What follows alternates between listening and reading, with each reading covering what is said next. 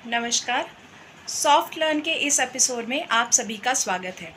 मैं जानती हूँ कि बहुत महीनों के बाद मैं ये एक वीडियो लेकर आप सभी के सामने आई हूँ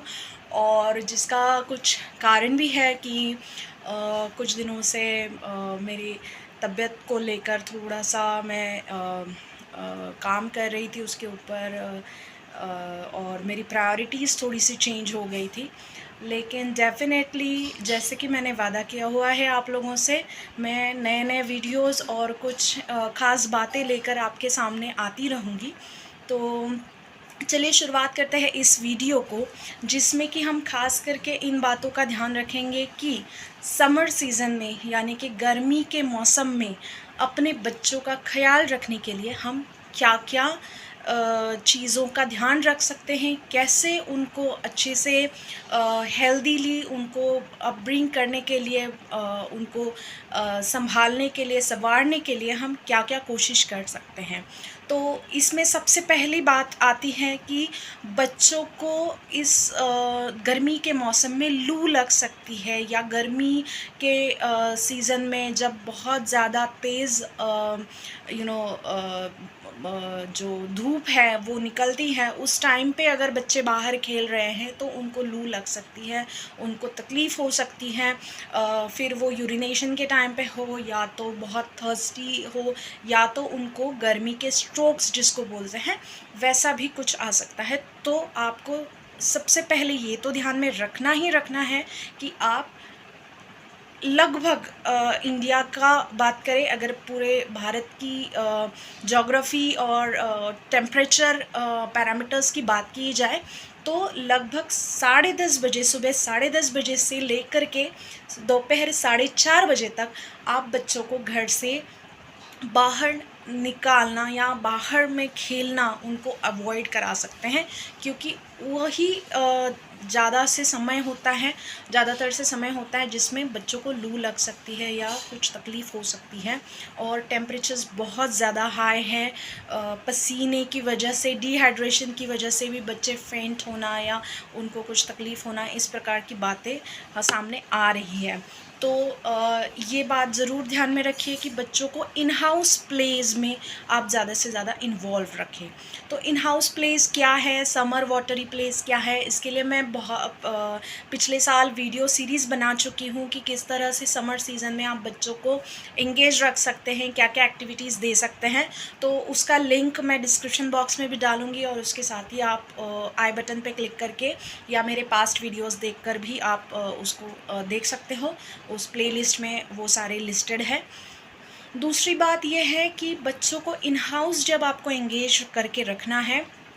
तो आपको गेम्स तो है ही, एक्टिविटीज़ तो है ही, उसके साथ में उनको आपको कुछ स्क्रीन टाइम से भी बचाना है, लेकिन प्रोडक्टिव स्क्रीन टाइम से एंगेज भी रखना है। क्योंकि उनको सबसे ज़्यादा अट्रैक्टिव टाइम तभी होगा, आप उनको अट्रैक्ट करके या कन्विंस करके घर में रख पाओगे कि जब आप उनको स्क्रीन टाइम दे रहे हो। लेकिन अगर ये स्क्रीन टाइम आप पेरेंटिंग के नज़रिए से देखो तो आप उनको कुछ एजुकेशनल वीडियोस दिखा सकते हो या कुछ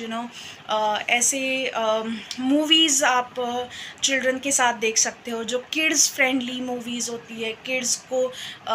ऑडियंस के तहत मद्देनज़र रखते हुए वो जो वीडियोस बनाते हैं या मूवीज़ बनते हैं, उन मूवीज़ को भी आप दोपहर के टाइम में एंजॉय कर सकते हो जब आपका भी लीजर टाइम हो शायद और बच्चों का भी लीजर टाइम हो। तो इस प्रकार से आप उनको स्क्रीन टाइम तो दे रहे हैं, लेकिन साथ ही साथ वो पेरेंटिंग का और एक तरह से उनको बिलोंगिंग का एहसास दिलाने की भी आप कोशिश कर सकते हो। तो ये तो हो गए कि आप बच्चों के साथ टाइम स्पेंड कर रहे हो, उनको धूप से बचा रहे हो। लेकिन what about the physical fitness या एक्चुअली एंगेजिंग देम क्रिएटिवली, इसके बारे में भी तो सोचना होगा।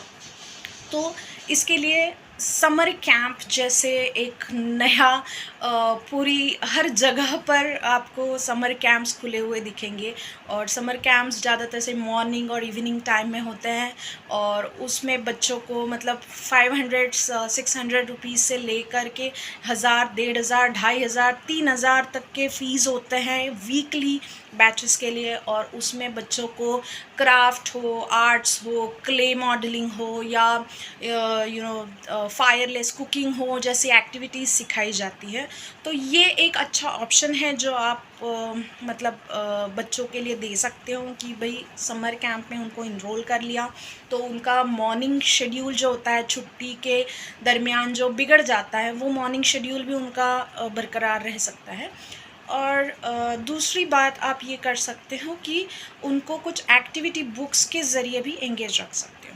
तो एक्टिविटी बुक्स हर किस्म के आते हैं, एनवायरमेंटल साइंसेस के लिए आते हैं, मैथ्स की एबिलिटीज़ के लिए आते हैं,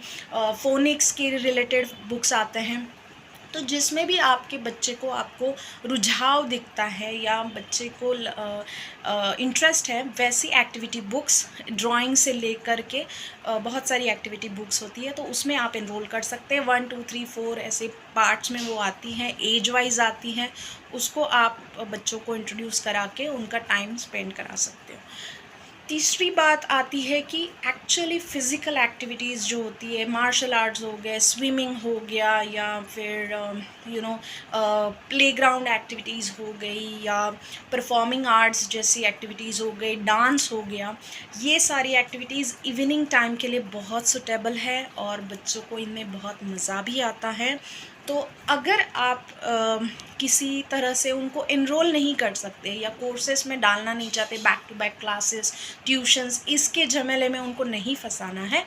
तो आप उनको घर पर ही म्यूज़िक टाइम, थेरेपी टाइम जैसा टाइम दे दीजिए। म्यूज़िक लगाकर बच्चों को फ्रीली डांस मूव करने के लिए बता दीजिए, या उनके साथ में एरोबिक्स या चाइल्ड योगा की तरह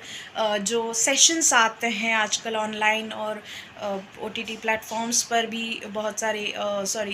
टाटा स्काई जैसे प्लेटफॉर्म्स पर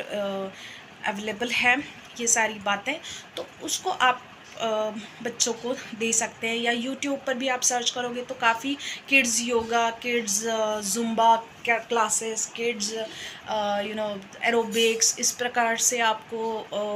म्यूज़िक ट्रैक्स मिल जाएंगे जिस पर आप भी एंजॉय कर सकते हो, बच्चे भी एंजॉय कर सकते हैं।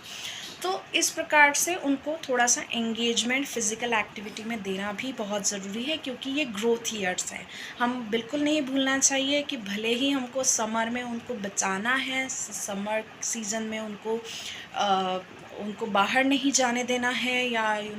उनके एक्टिविटीज़ लिमिटेड हो जाएंगे, लेकिन घर में ही वो माहौल, वो एनर्जी ड्रेन आउट करके उनको अच्छा एपेटाइट होना, उनको फ़न महसूस होना, उनको अच्छा लगना, एन्जॉयमेंट महसूस होना, ये सारी चीज़ें आपको देनी पड़ेगी। चौथी बात आती है कि जब आप उनको फिज़िकली एक्टिव रख रहे हो, साथ ही साथ उनको आप मेंटली एक्टिव रख रहे हो ट्यूशन्स और इस सब में, तब उनको एक नॉर्मल लाइफ से ब्रेक देना भी ज़रूरी है। नॉर्मल लाइफ से ब्रेक यानी कि वही सिटी में रह रहे हैं, उसी एरिया में घूम रहे हैं, वही रूटीन सा एक्टिविटी कर रहे हैं, उससे भी ज़्यादा अगर आप कुछ फैमिली ट्रिप के तौर पर प्लान कर सके और 2 दिन 4 दिन उनको कहीं बाहर घुमाने ले जाएं, कहीं दूसरे आउट स्टेशन पर किसी हिल स्टेशन पर ले जाए, या कहीं सी शोर पर उनको थोड़ा सा सैंड में खेलने के लिए इनकरेज कर पाएँ, तो ये उनके लिए बहुत अच्छा एक्सपीरियंस भी साबित होता है। फैमिली टाइम के साथ बच्चे बहुत बहुत अच्छा ग्रो करते हैं, उनको मेंटल रिलीफ होता है, उनमें भी बहुत स्ट्रेस लेवल्स होते हैं, जैसे कि डेली अगर आप उनको ट्यूशन भेज रहे हो, डेली आप उनको अगर एक्टिविटी और कैंप्स के लिए भेज रहे हो, डेली आप उनको एंगेज रख रहे हो, तो उनमें भी एक स्ट्रेस लेवल बढ़ता रहता है। तो उस स्ट्रेस लेवल को कम करने के लिए उनको भी कुछ चेंज चाहिए होता है, जिस तरह से हमें हमारे रूटीन से चेंज चाहिए। तो इस प्रकार से फैमिली ट्रिप्स प्लान करना भी बहुत अच्छा ऑप्शन है। और अभी तो कोरोना का ख़तरा नहीं है, किसी भी बात का टेंशन नहीं है, तो why not to go for a family trip. ये भी एक अच्छा रुझाव है बच्चों को समर्स में एंगेज रखने का। इसके साथ ही बच्चों को समर सीज़न में हमें ख़ासकर ध्यान रखना पड़ता है कि उनकी वाटर इनटेक का। जी हाँ, बिल्कुल, आप कहीं भी जाएँ, ट्रिप पे जाएँ या घर पे रहें या उनको रूटीनाइज़ रखें या उनको फ्री टाइम दे दें, लेकिन आपको उनका जो वाटर इंटेक है या फूड इंटेक है, इन इन इसके ऊपर ध्यान देना बहुत ज़रूरी है। क्योंकि वैसे भी गर्मी की वजह से थोड़ी-सी एपेटाइट कम हो जाती है, भूख नहीं लगती है, खाने की इच्छा नहीं होती है। हम बड़े लोगों को ऐसा होता है, तो छोटे बच्चों की तो क्या बात करें। तो ऐसे बच्चों के लिए उनको अ, पानी बार-बार पिलाते रहना, लेकिन फ्रिज का पानी थोड़ा-सा अवॉइड कर दीजिए। मटके का पानी या जो मेटल जार्स में रखा हुआ पानी या एक सिंपल जो शैडो में रखा हुआ पानी है, उसको आप नॉर्मल रूम टेम्परेचर का पानी आप उनको पिलाते रहिए, याद दिलाते रहिए कि बेटा आपको पानी पीना है, आपको अच्छे से आपका ख़्याल रखना है। इन बातों की आदत उनमें डाल लेनी चाहिए।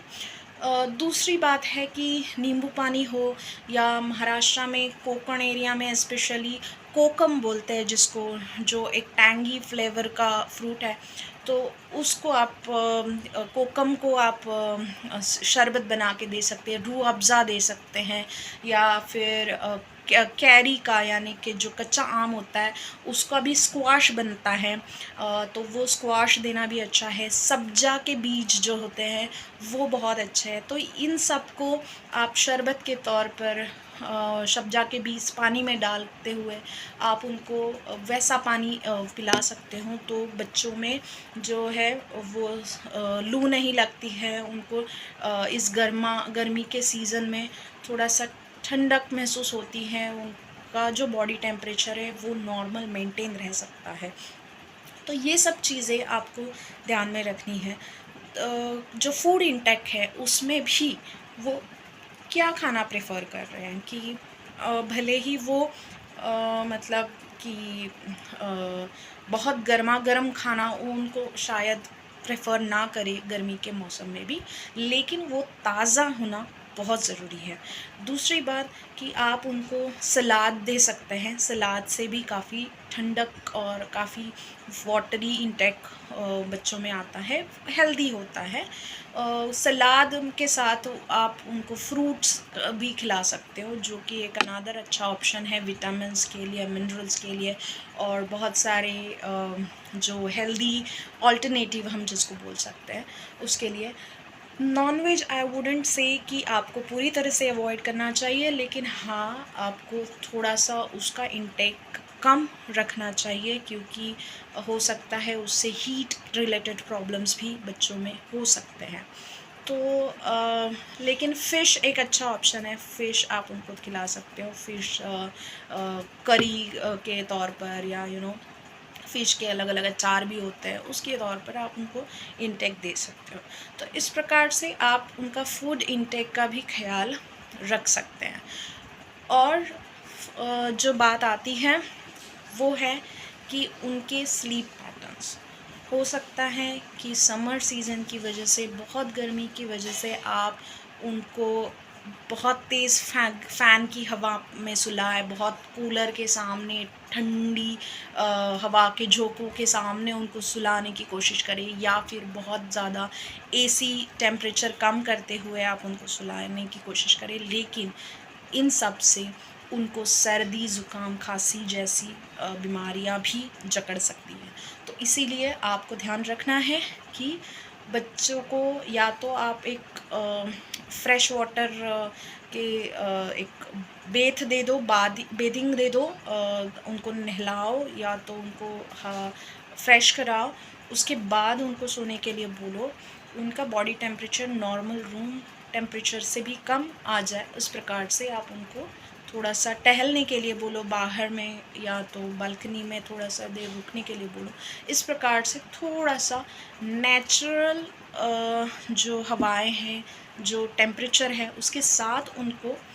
एडजस्ट करने के लिए सिखाओ, ताकि बाद में उनको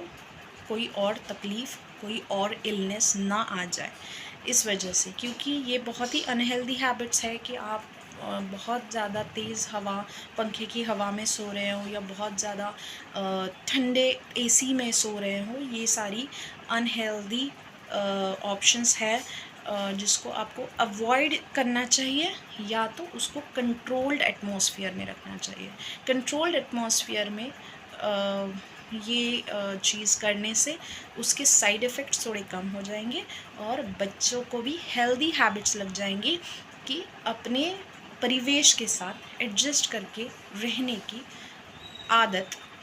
बचपन से ही अगर है तो आगे चलकर उनको ये प्रॉब्लम्स नहीं फेस करनी होंगी। जिस तरह से आर्थराइटिस आजकल आ रहे हैं, क्योंकि ठंडी एसी के चलते भी आर्थराइटिस हो सकते हैं, या तो स्लीप पैटर्न डिस्टर्ब हो जाता है जबकि आप बहुत तेज़ हवा में सो रहे हो, तो साइनस जैसी बीमारियां आ सकती है।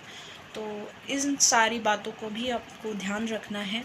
कि बच्चों को स्टोरीज सुना के, गाना गा के तो आप सुलाते ही हो, लेकिन आपको उनको एक मेडिटेटिव पैटर्न में एक एक स्लीप